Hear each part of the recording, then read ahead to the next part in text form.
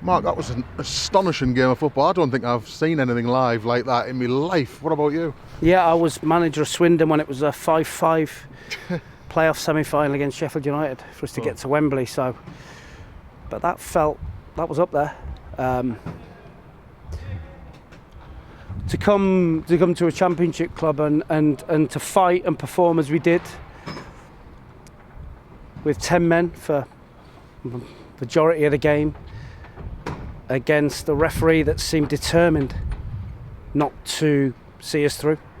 I've never felt as aggrieved about a referee as I did today. We have a blatant handball on the 95th minute for us to win 5-4 with a penalty, and he waves it away to say that the man's arm is by his side. It's clearly out, and he's 10 yards away from it, and it's the penalty on Josh Capey just before Beadling.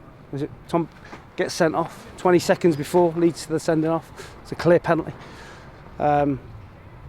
Really frustrated because I think with 11 men we win the game. The desire of the players to keep going, support of the fans.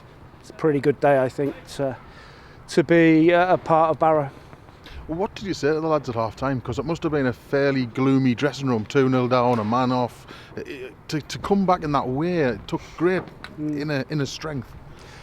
Yeah, obviously we were playing like we lost obviously the boy from Sunderland, so the plans go awry, and then we have to play Dimmy, who's clearly not fit, but we thought he was fitter than that.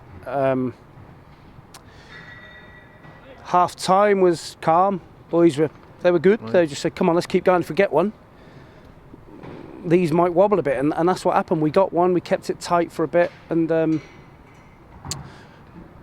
it was a blur after that, to be honest. That last 5 or 6 minutes was just total carnage. Every time I looked up from my typing, it was in the net again. Yeah, I mean, the goals we conceded were poor, but we just couldn't make that yard to get to the ball because they were that tired. Bearing in mind we had 10 men.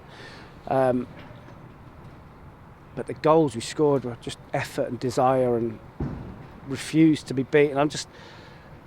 There was a story there for me to be written, and there's only one man spoiled it, in my opinion, and everybody in the stadium could see it.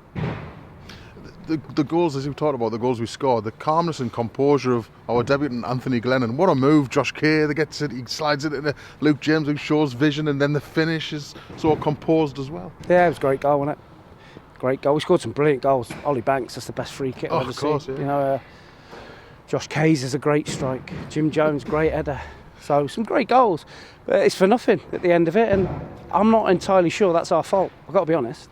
I'm not sure what more a League Two club can do. Come into a Championship club in a fair fight, which ended up not a fair fight. I'm not sure what more we can do. I'm really not. I'm not sure what we can do. I thought it was an amazing performance. And the fans obviously responded to that, didn't they? As you say, it is a proud day to be a Barrow fan, despite the end result. It's a moral victory, but in my opinion, it wasn't fair. It wasn't a fair contest. And usually when you're a small club, when you're compared to Barnsley or Bristol Rovers, if you're a small club, you don't get the decisions. They go the other way. And whether that's a subconscious thing, I don't know. But as I said, the 1,200 who Brilliant. came.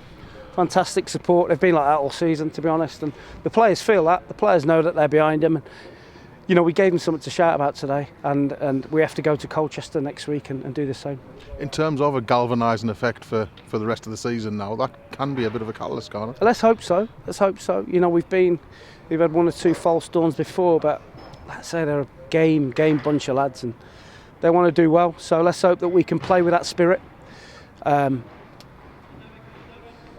We can get the forward in that we want, and he's back from COVID, and we can freshen it up.